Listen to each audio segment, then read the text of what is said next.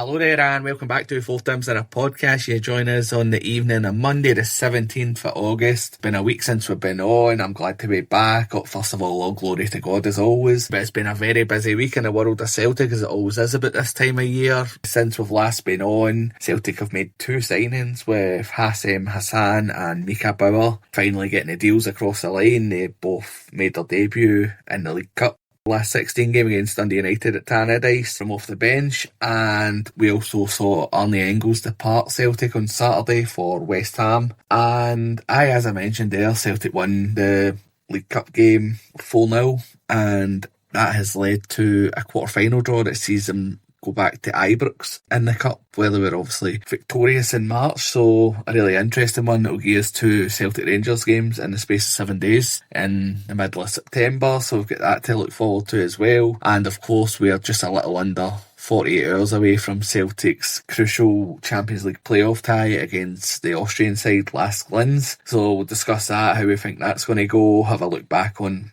Saturday's game, and I talk about transfers as well. Obviously still a lot of names been thrown about. Might be too late to get any of them in and bedded in with the team for Wednesday, but plenty to discuss as always. Myself, Darren, back with Tony, Danny and Andy, so pleasure as always to have the lads on. Tony, I'll come to you. Last week when I was listening to the episode, we were all speaking about how it was enjoyable to watch Celtic again and how we were playing well, the new signings were looking well, and I think it was sort of more of the same on Saturday night. I know Dundee United hit the woodwork 5 times, but another really good performance from Celtic, and a few notable ones from the new signings, like Camilo Duran for one, had a great impact for me. What was your thoughts on Saturday's game? Well, I think it was just another step towards total domination brought to you by the Papal Conspiracy, because Celtic won that game due to the referees and the referees only. And if you believe that, then you should check yourself into the nearest padded room. No, I thought it was great. I thought it was really good to watch. It was great to see Duran scoring. I was really happy for Tannadice. I thought he actually quite a good game. I think he's always been good at driving with the ball. It's just the end product has been really poor, but he managed to get his goal, so I was happy for him. Nygren, say what you want about him, but he's always there or thereabouts when it comes to goals. And I trust him. I actually seen for my sins, I've been on X mostly to get a laugh at fans of other clubs, but I'd seen that apparently the goal we scored was Trusty with that kind of flick on we'd tried at Kilmarnock, and it was quite unlucky. So it's good to see that there's some kind of patterns of play developing from set pieces. But overall, I mean, it was comfortable. I know that Dundee United, they did have chances, and they two ways about it. They hit the crossbar, they hit the post on a number of occasions. So, and I think O'Neill said himself that it was kind of maybe a bit sloppy at times, but overall, cup game away from home, you go up there and win 4-0, you've got to be pretty happy with that. And I think getting into it, everybody, one of us was really confident. We all said 3-1. I think we expected Casper Howe to score again, but he wasn't on the score sheet. But I think it's good that there you have it. Your striker's no scored, but you've got a defender chipping in, you've got a winger chipping in, both wingers chipping in, and obviously a midfielder in the ground as well. So yeah, it's just nice to be positive, watching Celtic and actually enjoy it, and actually looking at what time they're on and going, right, I'd actually moved a dinner reservation so I could watch it, whereas last year I was fucking moving dinner reservations so I didn't need to fucking watch it. So it's nice to be a bit more optimistic about Celtic. I'll caveat that by saying I'm not going to give a very optimistic prediction for LASK Linz, but I think in terms of getting the new guys in, obviously they didn't get many minutes, but it's just nice to see some fresh faces. You know that there's a reason we've signed them. There's been kind of good reports about both Bauer and Hassan, so I still stick by that. I think they should have been brought in a hell of a lot earlier, and I still think we're underprepared going into Wednesday. I know I'm reading X, I mean, fucking hell, I think Nicholson might get a statue. I feel as though, I know I'm going off on a tangent, but I feel as though a lot of fans have kind of jumped the gun and kind of went, oh, look at this board's doing amazing, and I feel as though they've been gaslit into thinking that Celtic spending 5-6 million up to 11 million, 9 million on 4 players is some kind of unbelievable achievement.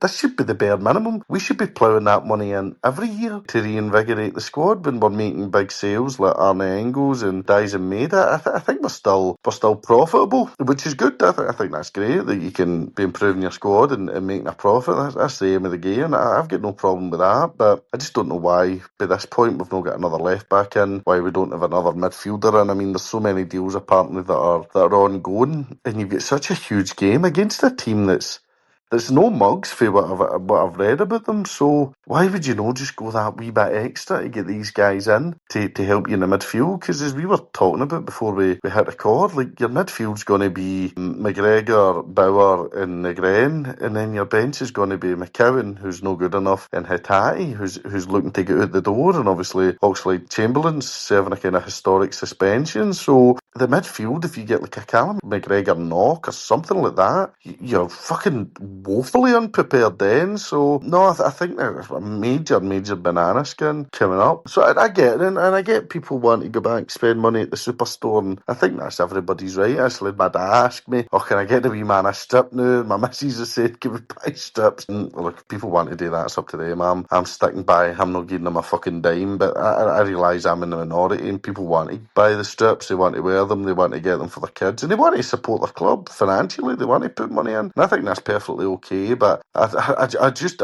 feel as though we're all kind of jumping the gun for two reasons. One, they have spent a bit of money, which is great. Second reason is the Huns have been a fucking mess. I think that just boosts every Celtic fan's psyche, and I think that's played a huge part in people really kind of just want to be positive because the Huns have been so negative. I mean, they get put out obviously by the Polish Shilson Juniors on Thursday at the Europa League. I think that gave Celtic fans a major boost. So I think that's having an effect on things for sure. All the AI pictures of Martin O'Neill in hospital beds, laughing at Rangers, you've seen it all, and I think people get a right buzz at that. I must admit, I think it's just so bad it's funny, some of the AI stuff. Some of the patterns are that bad that it's good, so I won't shit on anybody for that, but I just feel like, as much as I'm really happy with 4 guys we've signed, I think they'll all make an impact. I'm glad we're spending more money and looking at kind of identifying some good players. I just still think it could be better again. I don't think there's anything wrong with saying that as a football fan. You always want your club to be even better and even better. So the game at the weekend, I was really happy, and I'm genuinely I'm enjoying watching Celtic. I'm looking forward to the next game. I think it's going to be a huge challenge. And then I'm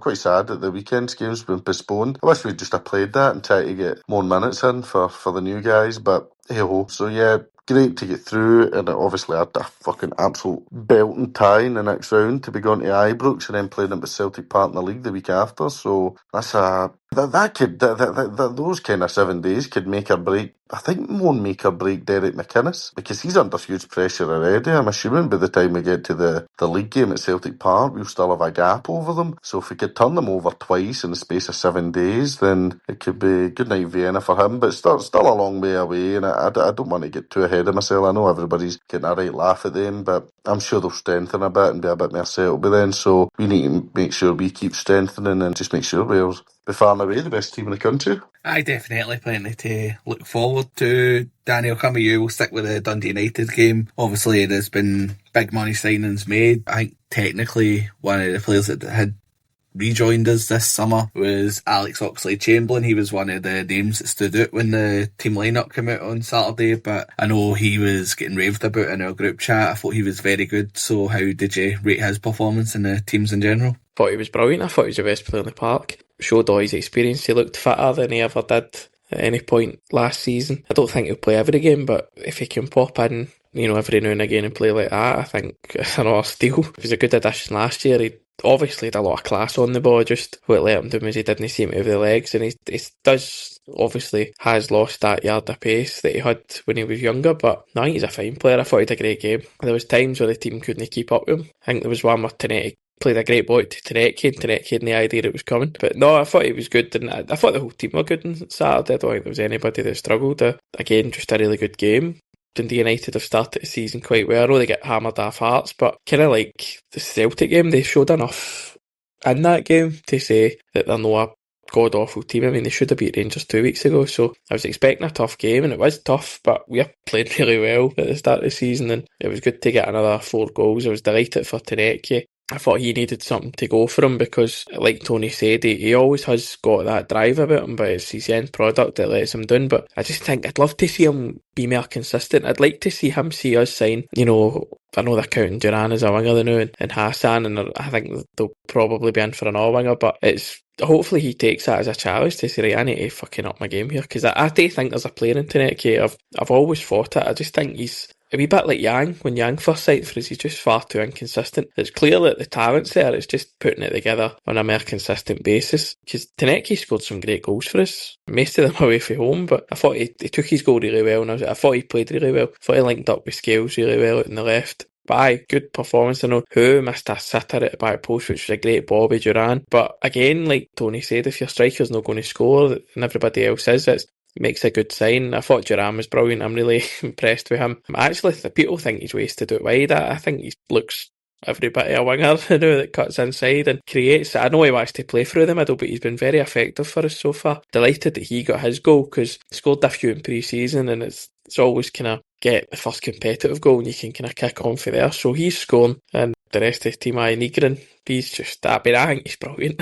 I know folk get frustrated with him, but I just think he's brilliant. I think he can't be a bad player if you've got that many goals and assists. But what I would say is this season so far, I know it's only 3 games long, but I think he's got better in how he takes part in the game. I thought last season he could be accused of like drifting out of games and you don't see him for a while, and then usually would pop up with a goal or something. But I think he's been really good even when he's not scored or set up goals this season so far. He's taking part in the game. He's kind of central to all my moves. I actually thought the 2 each game at Ibrox, I thought the second half when we came back for 2-0 down, I thought he was brilliant in that half, and he showed that he could actually mix it up and get involved with the play. He wasn't just there to finish half moves or put corners in for people, and it's good to see him play like that a wee bit more often. But no, it was a good performance, and the draw for the next round obviously is exciting and adds a bit of drama, a bit of intrigue to the competition, and it sets us up well for Wednesday night as well, which will be a tough game. But great start to the season, and to go to Tannadice, I thought it was going to be tough, but to play like that and win 4-0, and I know Dundee United hit the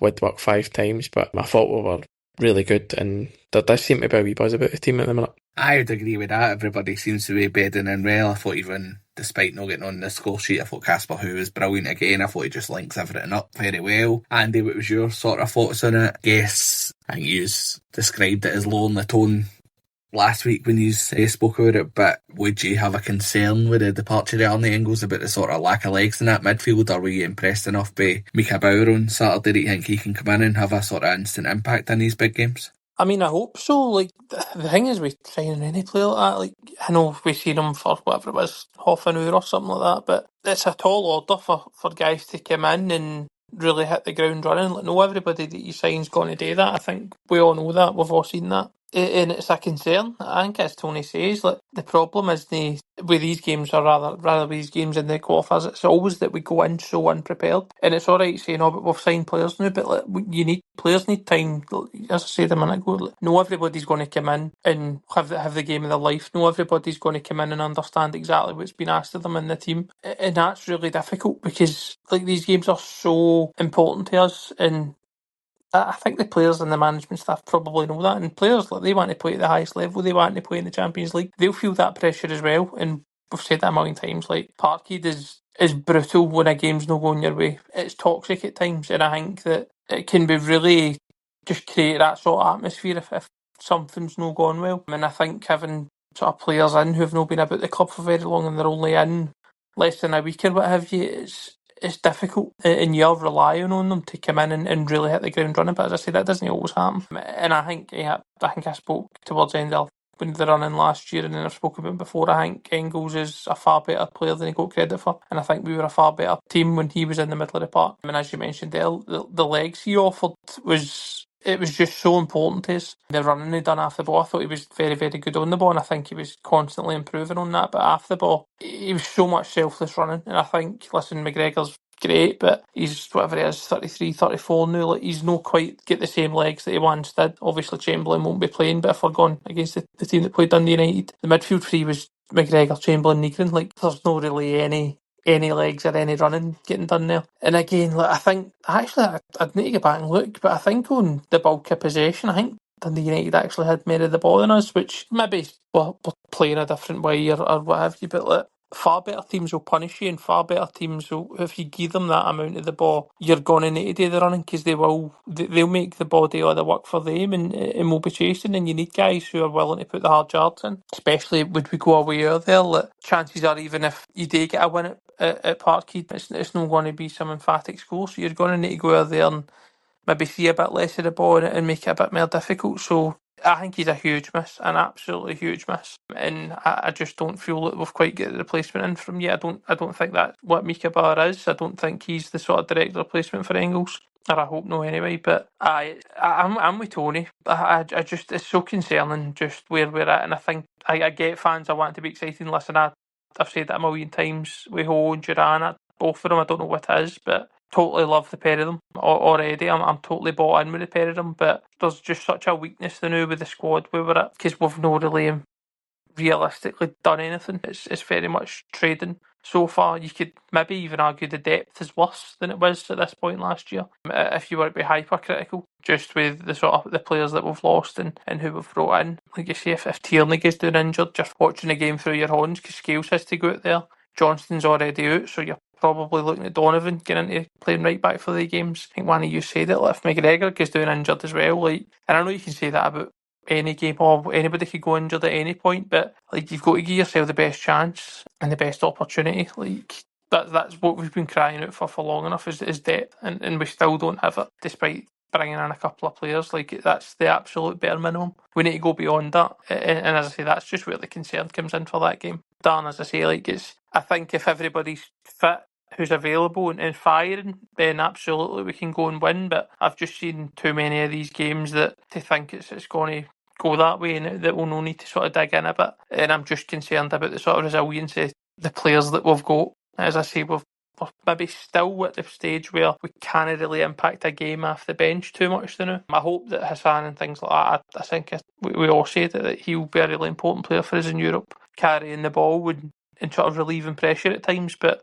again, he's played 20 minutes or something, and I think he was injured after the World Cup as well, so he's not going to be anywhere near up to speed. So as I say, it was a good performance against Dundee United, and I think there's a lot to like about the team, particularly going forward. And as I say, if Ho's no scoring hat-tricks, it's good to have other players in the team scoring goals. Like, I was really happy for Tannadice, Duran getting a goal, brilliant. Trust is showing we're trying to be creative when we're putting the ball in the box, and then Nigren, who you know what you're going to get with him. But I still feel like we're a bit susceptible at the back. I think there's a bit of a better team are punishing you, and I don't think it's a negative thing to say that. And we just gear up quite a few opportunities. I think we were the same against Kilmarnock, and listen, if that's the way we're going to play, okay. But in Europe, you're going to need to combat that with better defenders, because we gear up a lot of opportunities, and I think that's my current concern. And I'm hoping that by the end of the window we'll be in a better place for that, because there will just be better players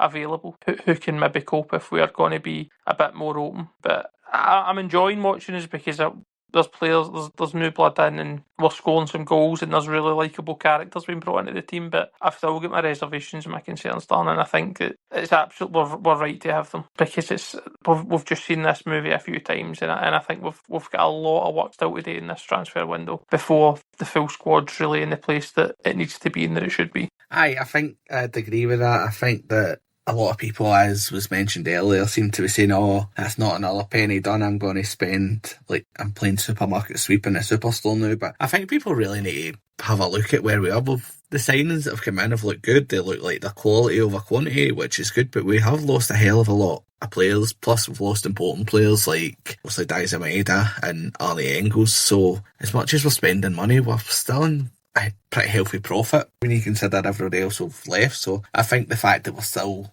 questioning whether we're prepared for this qualifier is enough for me to say, aye, hang on, let's not back down from trying to question the board and their preparedness for this qualifier, because we've knew it's been coming since we won the league in May, obviously, and I think the state we're in, like, and the fact that we've sold Engels with like 3 days before the qualifier, whatever it is, like, I think that's poor. And Mika Bauer's one that's been linked for weeks and weeks, and all these journalists have pretty much been saying, aye, he's desperate to come. Celtic are just a wee bit away from Paderborn's valuation, I think. I want to remain positive and hopefully we get through this Champions League qualifier, but the fact is we could have had it done and we could have had this boy in the team 3 weeks ago and it would have made the loss of Engels possibly even less noticeable. I think he will be a big miss. I was a big fan of Arnie Engels and I think he'll do really well, but I think it is the legs and the energy that he gives you. I think he was a real asset in that midfield, especially towards the back end of last season, but even in Champions League games, I remember, I think it was him that put the cross in for Maeda's equaliser at Dortmund. I think he had an assist at Villa Park as well. I think he was just a really big game player for us, so it remains to be seen how we're going to cope without him. And I know O'Neill had spoke about possibly keeping him for these games, but I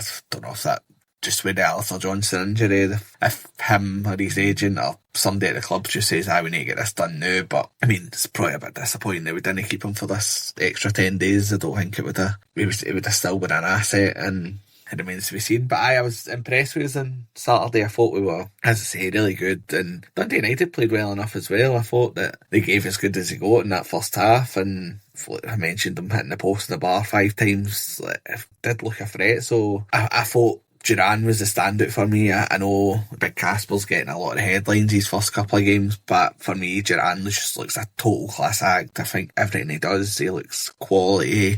Delighted that he got his first competitive goal as well, and I just think he's a really, really brilliant addition to the team, and I think he could be vital for us in every competition, never mind just Europe this season. Trusty, good to get a goal from a corner. Maybe that's that new boy from Hearts that we brought in, earning his wage early on by getting his goals from set pieces. And Tannadice, I thought he was a bit shaky the first half, but thought he'd done well the second half and took his goal really well. The same with Benjamin Negrin, another one if we say every week here. I think that's harsh. It's not the same as last season, because I think last season he was scoring but not really contributing. I think with these better players around him, he is sort of coming to life a bit, and I think there's a noticeable improvement in his performance. So I was delighted to see him on the score sheet again, and I'm sure we'll come in the quarter-final and closer to the time. But it gives us, look, we are the team flying high in confidence now. Hopefully we keep that coming in the next few weeks before we get to that game. But it gives us a real opportunity to put a real damaging impact on their season early on with the 2 games in consecutive weekends, so it'll be really interesting to see how that goes. But I know we're approaching the half-hour mark, so this will probably come out Tuesday, so we'll move on to that Champions League game before we get to predictions and stuff. Tony, how different does it feel this year? Obviously last year there was a lot of negativity given how poor the transfer window is. It's sort of flipped on its head slightly this season because, as I say, there's still work to be done, but the players we've brought in do look good quality. But how do you feel going into this one? I know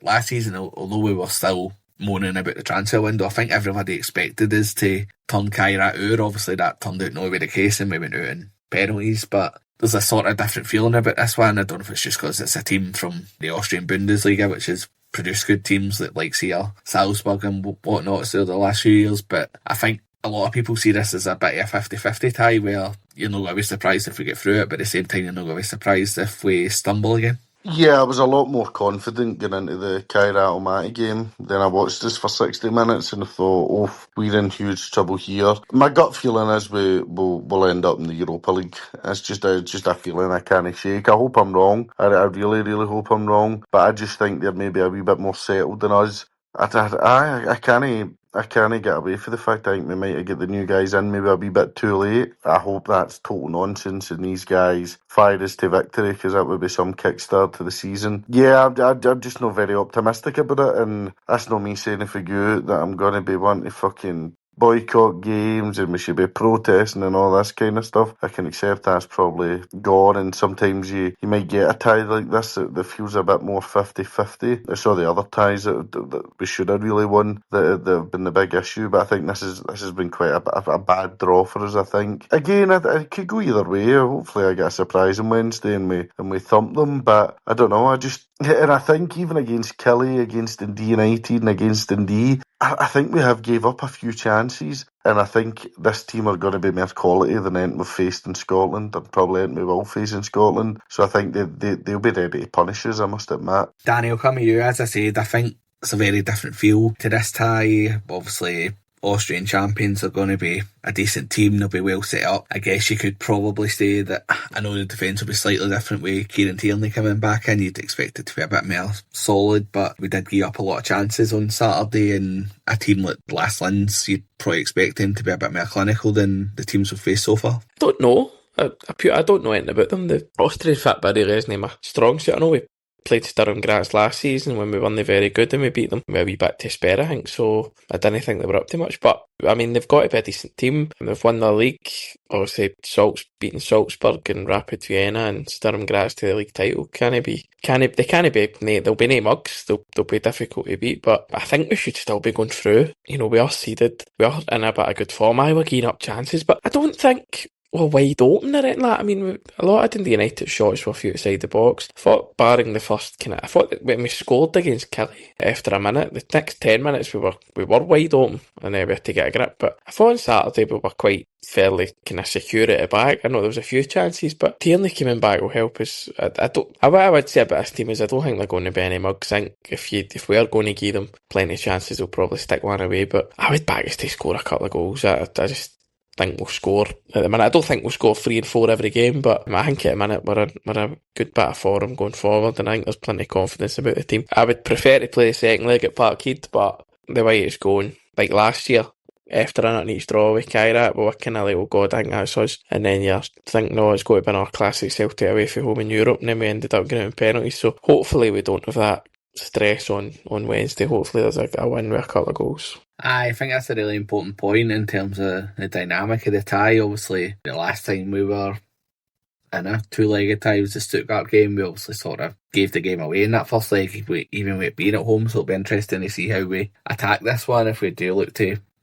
go there with a substantial lead that maybe will be needed. Andy, what's your sort of thoughts on that? Do you think the fact we're at Celtic Park first may benefit us in terms of, I think it'll be close to a sellout. I think it's the last I checked, there was still a few tickets left, but would you be preferring this game in Austria first, or do you think that this would allow us to take a lead earlier and we got a few decent away results last year, and like Sofia, Norden, Bologna and Stuttgart itself, obviously? I mean, I'm with Danny. I would like to tie the away leg first and then sort of bring them to Parkhead and we know what's required. But I think by the same token, as you said, like you've got the opportunity to go out a good crowd, put in a good performance, and hopefully take even a 2-goal there. You take any lead, you take what you can get. But I think you want to be going out there with a small cushion and sort of something to build on and take confidence for the game. As I say, it might just be a bit of PTSD when it comes to Celtic in these games in Europe,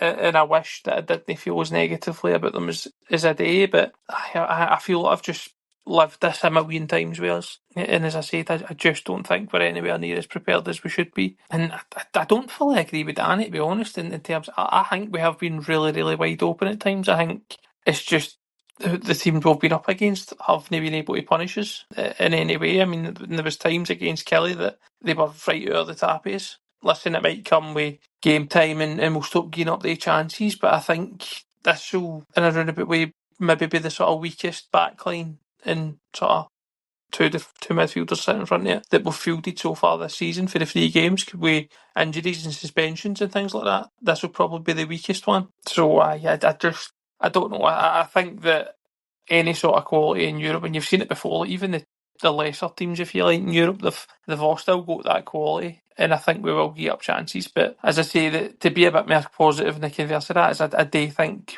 we do have goals in us now with Duran and Ho, and you get them for Nikren anyway. And I think whoever plays on the other wing, whether it is sort of Tannadice or somebody else, like I do think we are a threat going forward, and I think we could probably fancy ourselves to score goals against any team. I think it's the game will sort of be won and lost for a Celtic point of view for the back. I think you're going to need sort of Trusty and Donovan and things like that to really have solid games and need to do anything fucking stupid, which there's no uncommon to happen with Celtic in Europe. But I'm looking forward to the game because it's Celtic back, and obviously there's new players and things like that. You want to see them play and you want to go and win these games, but I do have that in the back of my mind, darling, that I don't think we're there yet, and I think I can just see it already that were unprepared and we came out to saying, see if we'd have just brought these guys in and get our business done at the start of the summer, we'd be in the Champions League. But I hope I'm wrong, and I hope that we go out and we just get the job done. Aye, absolutely. It'd be good to come out the other side of the tie with no regrets, but it'll be interesting because I think you're going to have Hassan and Bauer, important roles to play. I think out of the two of them, you're more likely to see Bauer from the start, but obviously I know Yang was sort of carrying a knock, and maybe you do throw Hassan in. You've spent the summer chasing him, and I think Martin O'Neill and Hassan have come out and says that there was talk about him coming in January as well, so clearly a player that you think will suit the way we play. I think it'll be a tough game. I think there might be a lot of goals in it. I just think each team might have a go at each other. I know, as I say, Tierney will be back, so the defence will be slightly stronger. I think Donovan's okay. I prefer him to Ralston for sure, but I think he's probably better going forward than he is defensively, and I still have a few question marks about the keeper. I know we're linked to the Blackburn keeper, but at the time of recording, that's not really progressed to anywhere near completion, so it'll be interesting to see how that goes. It's one of them. I think the teams will probably be at a similar level, and you've seen a lot of good European teams come to Celtic Park.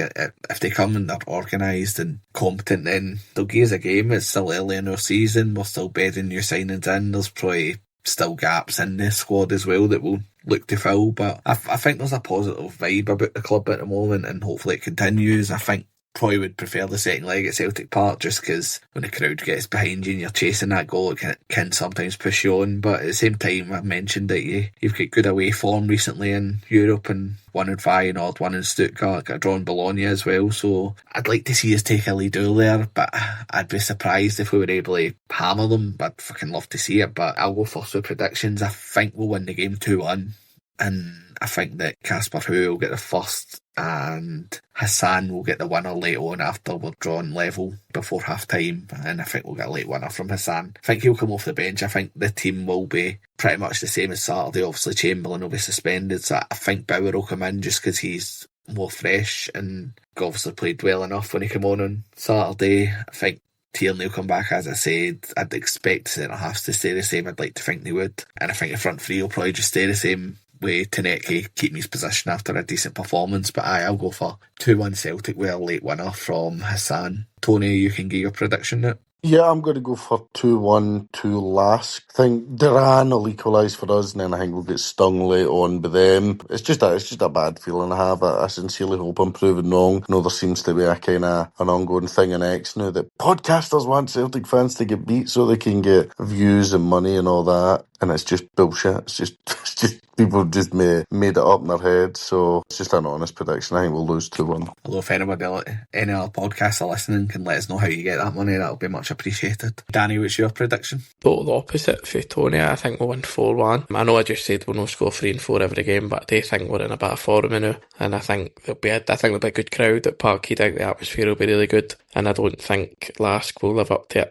And I think we'll get a couple of early goals. I think we'll be 3 up before they pull one back, and then Hassan will come off the bench and score his first goal for the club.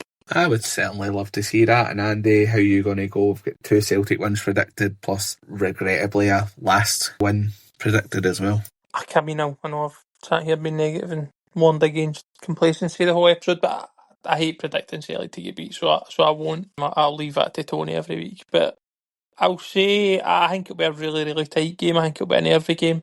I would love us to go out and sort of blow them away. I don't see it though. I'll say 3-1. It's going to say 2-1, but I don't want to double up with that already been predicted. I'll say 3-1. I think it'll be nervy, it'll be tight, and I think it'll be sort of 2-1 heading into the last sort of five minutes or so, and I think we'll get a third. Who's to score? I've not got a clue, but I do think Duran. I think he's going to be big for us. If we're to perform in Europe, I think Duran's going to be key to that. Aye, absolutely, and good to hear us. That's 3 Celtic wins predicted, so we'll be back after that one to discuss it. Obviously, as was mentioned, there's no weekend game. Celtic have exercised their right to cancel that, so they have plenty of rest and preparation time for that all-important second leg next week. We will be back to discuss whatever happens on Wednesday night. I'll be at the game, so it'll probably be Thursday at the earliest before we're back recording, so keep an eye out later in the week for that episode to come out. We'll obviously keep an eye on any transfer ins and outs and see if it looks like it'll be near a completion. But if you've made it this far, thanks very much for listening. Do appreciate all the support. If you can give us a wee like and subscribe wherever you're listening, if it's Spotify, Apple Podcasts, YouTube, wherever you are, it's always appreciated. And